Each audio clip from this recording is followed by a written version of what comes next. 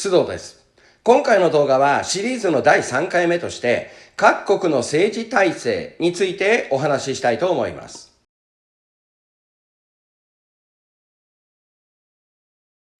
1-2 各国の政治体制。1、国家の3要素と主権の及ぶ範囲。まずはこちらです。これまでたびたび出てきた国家という日本語についてお話ししたいと思います。国家の3要素と主権の及ぶ範囲。世界のほとんどの人々はどこかの国家に属しています。また、政治が最も典型的に見られるのは国家であって、政治権力は国家権力として行使されます。ですので、国家のあり方は私たちの生活に大きく関わりを持つテーマであって、国家について考えることは、今学習している政治分野のお話を理解するための基礎となります。って言ってますが、皆さんの国でも母国語で学習していると思いますので、何度も言ってる通り、この動画ではあくまでも日本語の学習をするのだと思ってご覧ください。はい。国家とは社会全体の公共秩序を維持管理するために作られた社会集団のことを言います。主権を持つことによって組織的強制力を独占し、組織的強制力なんて J 日本語能力試験には出題されませんので、ぜひですね、総合科目の言葉は字幕なりプリントなりで確認しながら見てってください。で、その組織的強制力で国家の意思は国民全体、領土、領域全体に及びます。ここでこの国家を構成する3つの要素についてお話しします。国家の3要素。それはこちら。この3つになります。領域、国民、主権。それぞれにご説明します。一つ目、領域。領域とは一般的に領土のことを言いますが、厳密に言うと領土の他に海を表す領海、空を指す領空、この3つを領域としています。二つ目、国民。国民とはその国家に所属する人々を指します。同じ似たような言葉で民族という日本語があるんですが、この民族とは違い、異なる民族でもその国の国籍を持っていれば国民に当たります。三つ目、主権。主権とは外国から支配や干渉を受けない権利のことです。言葉の説明は以上ですが、この3つのうち、ここでは今の主権に注目し、主権の及ぶ範囲。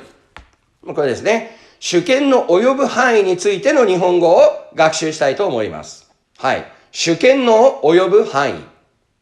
まず、主権の及ぶ範囲のことを、ここでは領域と呼びますが、この領域について、日本は国連海洋法条約を批准し、この条約に基づいた領域を定めています。その領域とは、前述の通り、領土、領海、領空、この3つを指します。それ以外ですね、排他的経済水域なんてのもありますので、詳しく見ていきましょう。まずは領土です。領土とはその国の基礎となる土地を表します。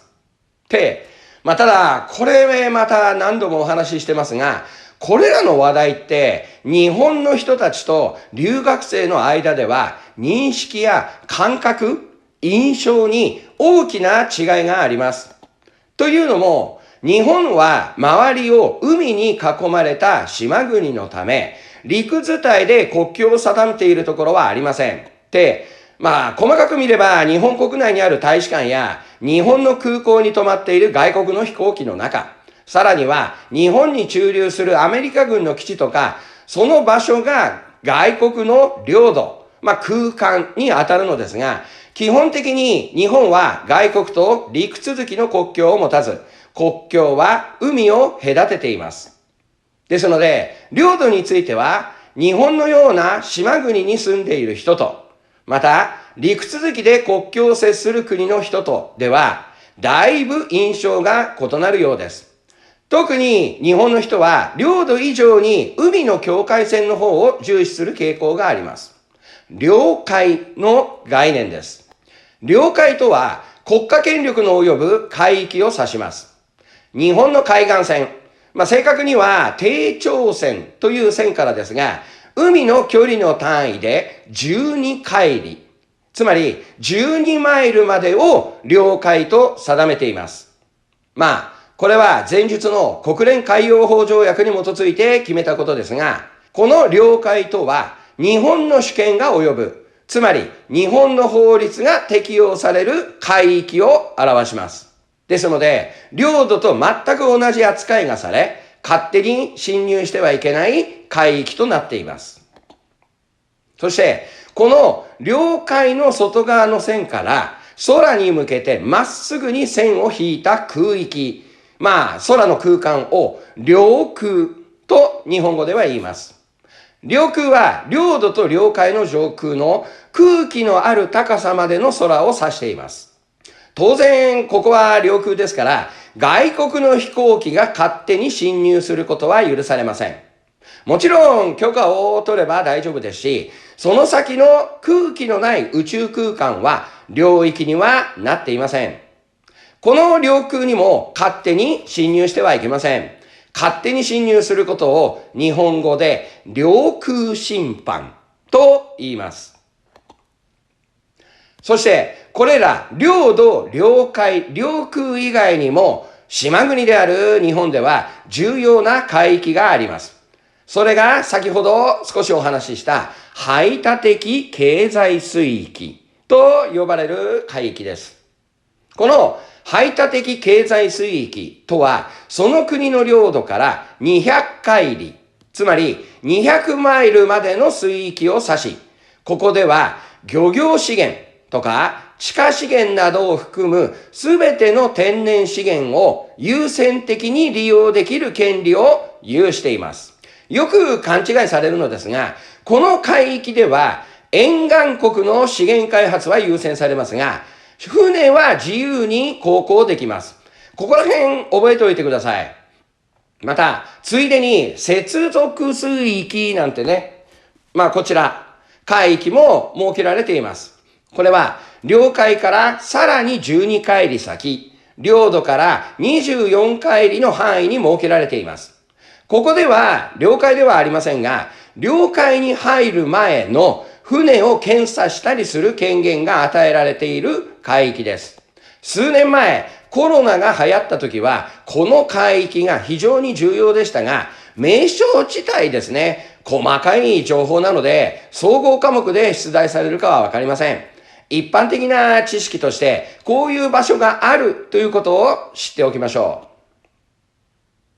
う。日本は国連海洋法条約を批准しているため、主権の及ぶ領域はすべて条約に基づいています。ですので、排他的経済水域は200海里、200マイルまでとしています。ところが、その排他的経済水域の考え方には別の考え方もあって、その国の領土から大陸棚が続く範囲を排他的経済水域とするという考え方もあります。この大陸棚とは、その陸地から続く傾斜が緩やかな水深200メートルまでの海底のことを指します。国連海洋法条約が議論される際、この大陸棚まで排他的経済水域にするという話もあり、この条約が定まっています。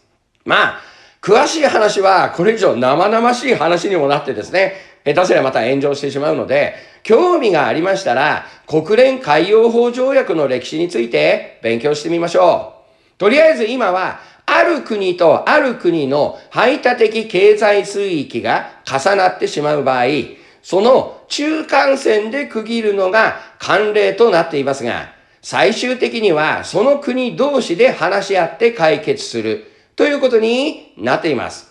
ぜひ覚えておいてください。もちろんこれも授業で話すと炎上してしまうんでね。まあちょっと知識としてとにかくですね、覚えるようにしておいてください。というのもですね、まあこちらちょっと地図見てください。地図というか地形図ですね。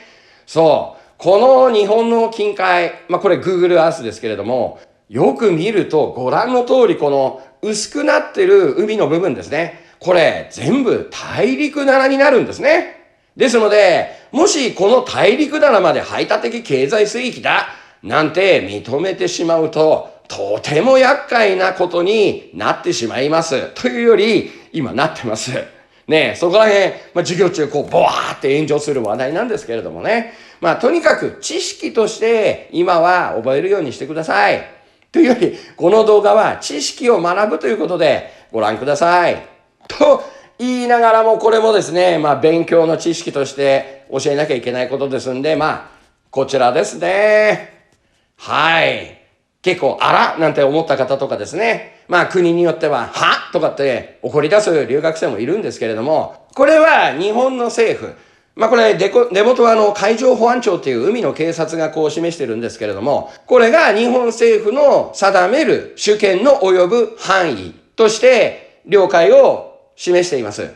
そして、もちろん私も日本国籍を持つ日本人ですし、日本での教育を受けてきましたから、この絵の示す領域が正しいと考えています。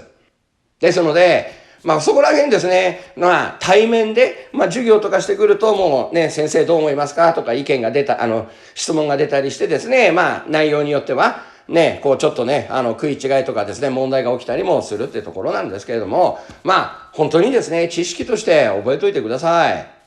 ただ、また、この絵を見てしまうとですね、地図の左側ですね、左側にある韓国とか北朝鮮、中国、ロシアから船で出発して太平洋に出ようとすると、日本列島が邪魔をしているように見えてしまいますね。で、邪魔というのは変な言葉ですけれども、日本列島を避けて太平洋に出なければなりません。そこで国連海洋法条約でも、このような海の場所では国際水域を設けることになっています。この図で今、ポロッと4つほど出てきましたが、この赤い丸の4箇所、ここはどの国の船でも航行してよいことになっています。意外かもしれませんがですね、そういうことになってるんですね。で、この4つのうちですね、こちら、津軽海峡と言いますが、この津軽海峡を例に出して、ちょっとお話しします。で、この津軽海峡っていう場所の名前とかはですね、日本の地形とか地名ですね、例によってここら辺にですね、リンクが出ると思いますよ。このリンクが出た動画でいろいろ地名の日本語とか勉強できますので、よろしければね、見てみてください。で、話戻しますと、この地図の細くなっている部分ですね。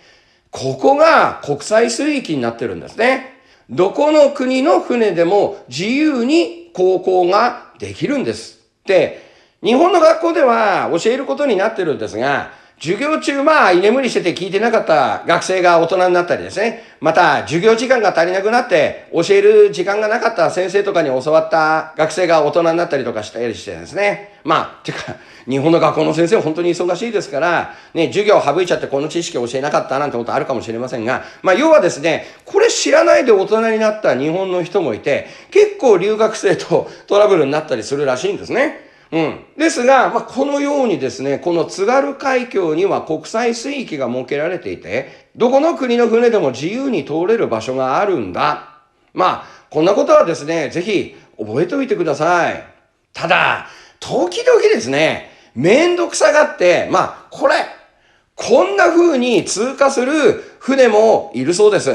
これは絶対にしてはいけません。というより、ここ黄色い部分ですね。ここ黄色い部分がちょうど日本の領海になってますので、これ、日本語で領海侵犯と言います。で、領海侵犯ということで、日本の主権を脅かしてるんですね。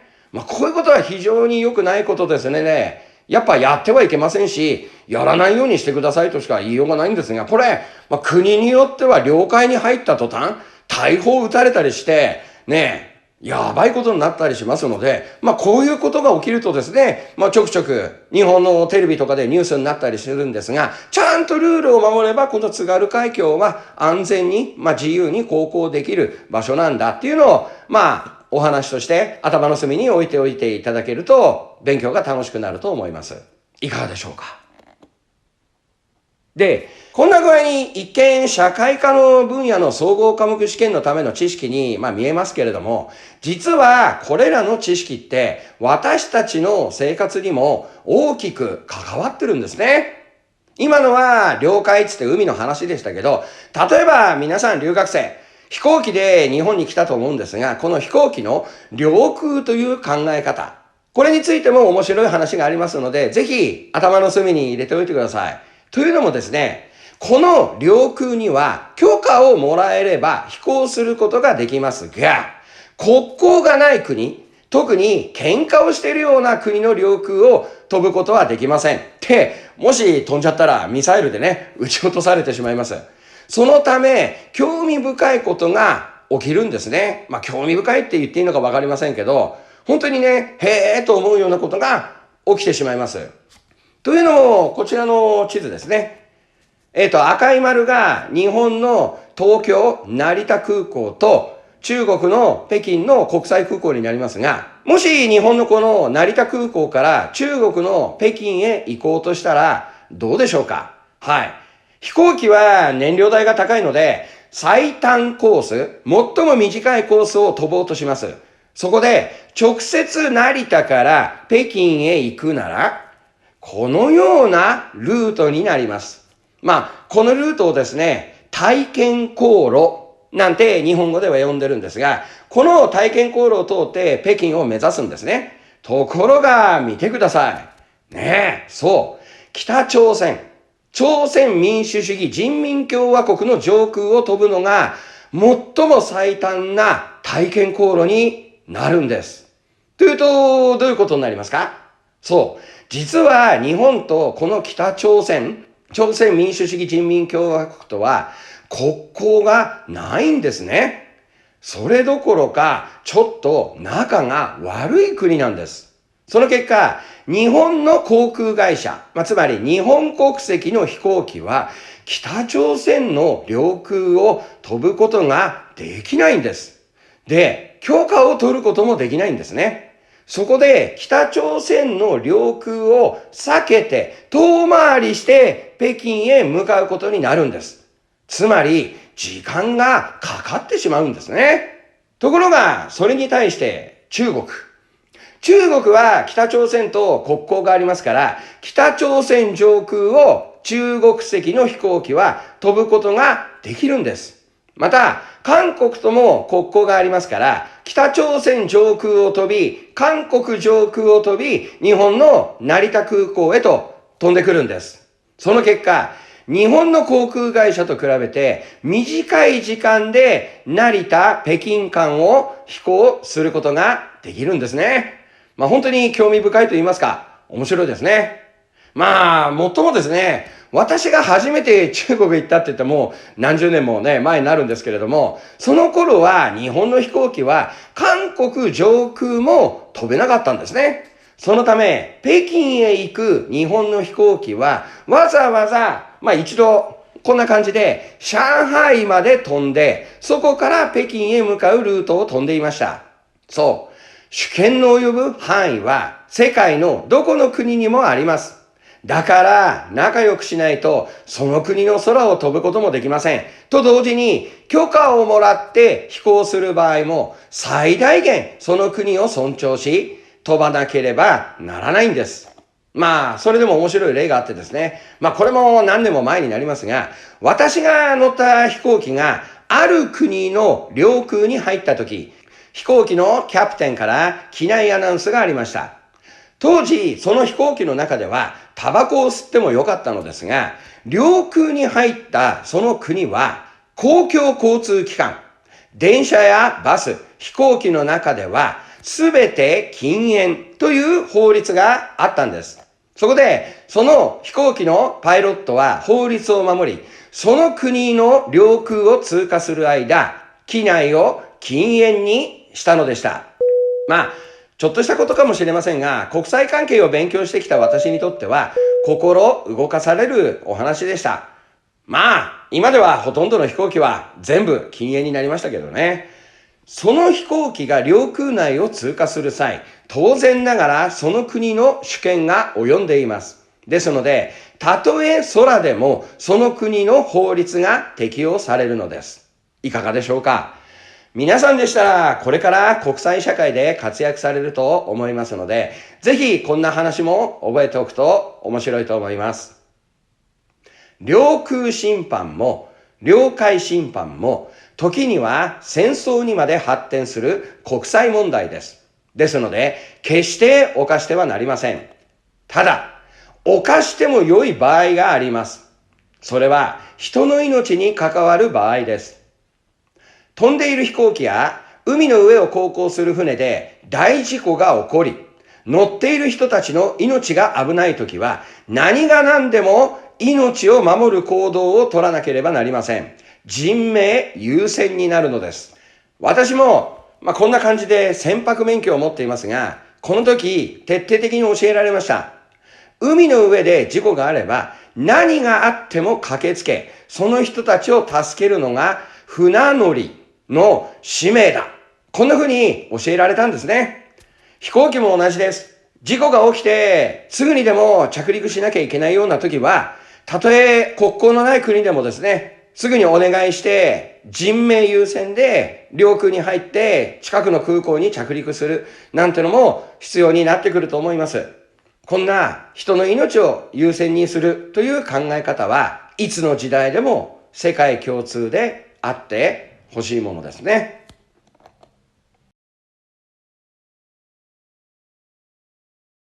さて、国家とは領域、国民、主権、この3要素を持っているというお話をしてきました。そこで次はこの国家が取る政治体制を表す日本語をお話ししたいと思います。その主権を持った国家の政治体制をまずは2つに分けてご説明します。それはこちら。君主制と共和制です。君主制とは君主のいる政治体制のことです。それに対し共和制とは君主がいない政治体制のことを言います。この君主制ですが、君主といっても地位や立場によって様々な呼び方があります。その日本語での名称を覚えてください。まずは皇帝です。日本では天皇と呼んでいます。そして国王、国の王様です。特にイスラム教国の国王をカタカナ語でスルタンと呼ぶ場合があります。で、続いて太后、公。これはヨーロッパ貴族の称号です。で、首長。この名称が日本国内で使われる場合は、地方行政のトップを指しますが、国家レベルで使われる場合、イスラム教世界の称号、アミールの日本語訳として使われます。要はイスラム世界の君主を指す日本語です。で、最後が教皇です。これは前の動画でも出てきましたが、ローマカトリック教会の最高位の称号で、日本語では教皇と言ったら、ローマ教皇のことを指します。こんな風に日本語では君主を表しているんですね。で、また、それらの君主が治める国の名称を日本語ではそれぞれ違いがわかるように表現しています。皇帝が治める国は帝国。国王が治める国は王国。太后が治める国を太公国。公が治める国を公国。首長が治める国を首長国。などと呼び、ローマ教皇が治める国は日本語ではバチカン市国と呼んでいます。で、ここしかないので名称は一つです。何度も言いますが、皆さんも自分の国の言葉で学習していると思いますので、もう本当ここでは日本語の学習として、これらの日本語を覚えるようにしてください。さて、二つに分けた国家体制ですが、まずは君主のいる国の内訳として、世界には43の君主国があります。そのうち15カ国は、イギリス国王が兼務している君主国です。で、一言君主と言って今名称をお話ししましたけれども、君主の制度がいくつかあってですね、例えば象徴君主制なんて日本語もあって、日本の天皇みたいに象徴的存在の君主がいる。そんな国もあれば、絶対王政。前の動画でお話ししました、絶対王政を未だにとっている国も世界には存在します。また、その君主の選び方もですね、国によっては世襲制、親から子へ、子から孫へって受け継いでいく世襲制をとっている国もあれば、選挙制といって、君主を選ぶなんていう形をとっている国もあって、国によって様々です。そんな感じで、この君主国の日本語を覚えてください。で、一方ですね、共和制とは、君主がおらず、国民が代表を選ぶ国のことを言います。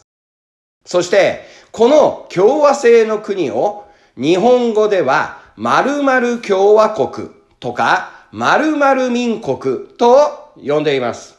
また、この共和国がいくつか集まって構成される国なんてのもあって、このような国を日本語では〇〇連邦とか連邦共和国、または合衆国なんて呼んだりしています。現在、共和制の国は世界に約150カ国あります。君主国、共和国、それぞれ政治体制ですが、政治システムについては様々で、これらにも日本語の名称がついています。例えば、先ほどお話しした通り、同じ君主国でも、絶対王政の国もあれば、立憲君主制というのを採用している国もあります。この立憲君主制の国では、主に議院内閣制と呼ばれる制度が取られ、君主の代わりに首相が政治を行います。それに対して共和制の国では国家元首、つまり国のトップが君主ではありません。ですので、君主の代わりに国民が選んだ大統領が国の元首、トップになります。これを日本語ではそのまま大統領制と呼んでいます。またですね、社会主義の制度をとっている国の政治システムのことを日本語では民主集中制と呼びますが、これは国によってまた時代によって違う制度となっています。他の動画でお話しした通りですね、日本の学校では詳しく社会主義について教えないので、おそらく総合科目でも出題されることはあまりないと思います。とりあえず日本語での名称を覚えるようにしておきましょう。で、今お話ししてきた政治体制やシステムの名称を反映した日本語での世界各国の呼び名が、またこちら、この右の上の方ですね。こちらに出てくるリンクの動画で紹介していますので、よろしければそちらの方をご覧になってですね、この国は日本語でこういうふうに呼ぶんだ、なんてのを勉強されるといいと思います。さて、これら様々な政治制度が世界にありますが、ここでさらにもう一つですね、ポイントを覚えておいてください。それは、その国の支配体制を表す言葉です。わかりやすいので、君主制の例でお話しします。君主制の国のうち、前の動画でお話しした絶対王政では、王様が全ての権力を独占し、国の法律も王様が決めます。つまり、わかりやすく言うと、こんな感じにですね、王様の下に法律があるんです。一方、先ほど出てきた立憲君主制と呼ばれる君主制ですが、この制度では法律を国民が決めることになっていて、国民が決めた法律は王様や権力者を含めすべての人々が守らなければならないことになっています。わかりやすく言うと、この図のようにですね、王様の上に法律があるんです。このように、王様、だけではないんですが、政党や個人、軍隊など、それらの権力者の下に法律がある支配体制を、日本語では人の支配と呼んでいます。それに対して、権力者たちの上に法律がある制度のことを、法の支配と日本語では呼んでいるんです。戦前、日本は大日本帝国と呼ばれていました。その時代、憲法は欽定憲法。つまり、天皇が出した法律となり、人の支配の国でした。しかし、戦後民主化によって、現在では憲法は天皇の上にも存在し、天皇も憲法を守らなければならない法の支配となっています。このような形を立憲君主制と日本語では言います。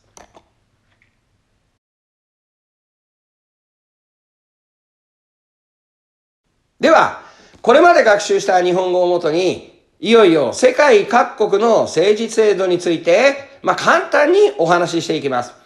ただ、世界各国とは言いましたが、193カ国、これ、日本が認めた国の数ですけどもね、193カ国すべてを説明する余裕はありませんので、日本の学校で主に教える、こちらですね。こちらの12カ国の政治制度について、政治体制についてお話ししていきたいと思います。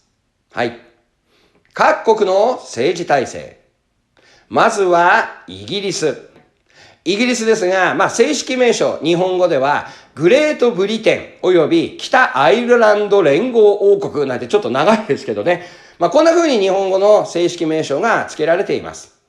こちら、イギリスですが、国家体制、立憲君主制、議会制度、上院と下院の二院制、政治制度、議員内閣制、支配体制、法の支配。このイギリスは議員内閣制が生まれた国です。詳しくは前の動画で少しお話ししてますので、そちらの方を確認してください。国民の直接選挙で選ばれた下院議員から首相が選ばれることになっています。で、国家元首はあくまでも国王なんですね。ついこの間まではエリザベス女王が国王でしたが、今はチャールズ国王つって男性の国王がいらっしゃいます。そしてその国王や貴族、聖職者、また功績があった人などが選挙によらないで終身、つまり一生涯ですね。終身で議員を務める上院というのがあって、議会は議員制をとっています。ただこの上院の権限ですが、現在では限られるようになっているそうです。前の動画でお話しした国王は君臨すれども統治せずの国ですね。はい、次。ドイツ。ドイツ連邦共和国。国家体制。連邦共和制。議会制度。連邦議会と連邦参議院の二院制。政治制度。議員内閣制。支配体制。法の支配。こちら、ドイツですが、国民が連邦議会議員を直接選挙で選びます。連邦議会議員は州議会の代表とともに大統領選挙で投票したり、議員の中から首相を選んだりします。大統領は国家元首ですが、役割は儀礼的、形式的なものに限られ、政治的な権限は首相が持っています。というよりも、詳しくはドイツの歴史を勉強すればわかりますが、第二次世界大戦のアドルフ・ヒトラーですね。ヒトラーがこの大統領と首相を兼務して、相当なんつってね、独裁者になってもう絶対的な権力を握ったなんていう過去の歴史から、この大統領というのはいるけれども、役割は儀礼的、形式的なものに限られるんだよという制度になっているそうです。こんなところもですね、知識だけじゃなくて背景も知っておくといいでしょう。続いてフランス共和国。国家体制、共和制。議会制度、国民議会と元老院。政治制度、大統領制。支配体制、法の支配。このフランスですが、大統領は国民の直接選挙で選ばれる国家元首となっています。政策を実行する首相を任命、罷免する権限を持っているのもこの大統領です。しかし、首相は国民議会に対して責任を負う決まりなので、政治をスムーズに進めるため、国民議会の意向も踏まえて首相を選ぶことが重要になっています。これがフランスの政治体制です。続いて、ロシア連邦。国家体制、連邦共和制。議会制度、下院と上院の二院制。政治制度、大統領制。支配体制、法の支配。ロシアは国民の直接選挙で選ばれた大統領が国家元首となります。この大統領が首相を任命します。下院の議員も国民から直接選挙で選びますが、大統領に強い権限が与えられています。2012年に2度目の就任をしたプーチン大統領は、憲法と大統領選挙法の改正により、最長で2036年まで在職可能になりました。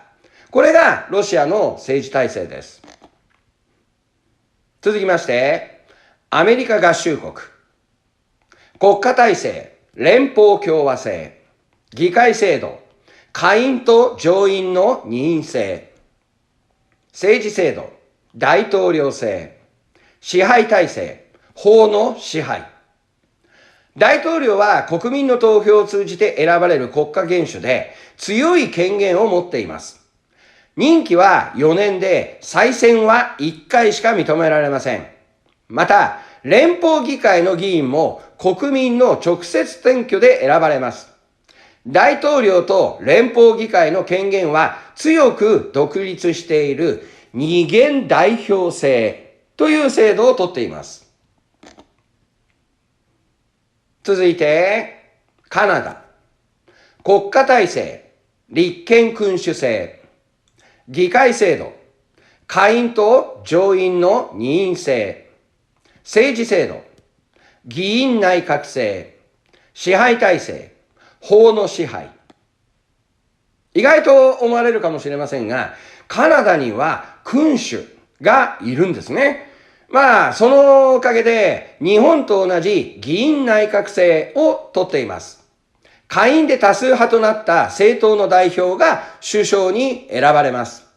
国家元首を務めるのは国王で、独立する前の本国であるイギリスの国王がカナダの国王を兼ねることになっていますが、首相の助言に従う形でしか権限は行使できません。意外かもしれませんが、カナダと似たようなですね、先ほどちらっとお話ししたイギリス国王がその国の国王を兼ねるなんていう国が他にもいくつかありますので、似たような政治制度をとっている国がいくつもあります。はい、続いて、サウジアラビア王国。国家体制、君主制。議会制度、諮問評議会。と言ってますけど、立法権、法律を決める権力はありません。政治制度、絶対王政。支配体制、人の支配。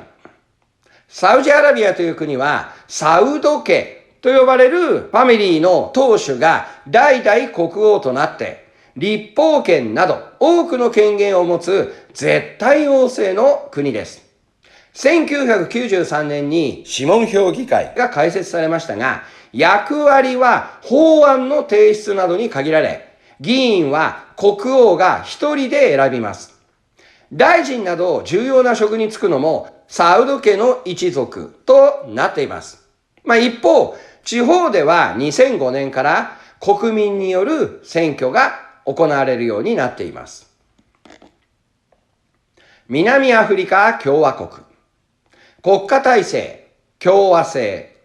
議会制度、国民議会と全国州評議会。政治制度、大統領制と議員内閣制の中間。支配体制、法の支配。1994年にアパルトヘイト、人種隔離政策が撤廃されるまでは、選挙に参加できるのは白人だけでした。現在は全ての人種が参加できる直接選挙で国民議会議員を選び、国民議会が議員の中から国家元首である大統領を選びます。大統領制と議員内閣制の中間の仕組みなんていうふうにも言われています。中華人民共和国。国家体制、社会主義国。議会制度、全国人民代表大会の一員制。政治制度、民主集中制。支配体制、人の支配。国家元首である国家主席、行政を指揮監督する首相。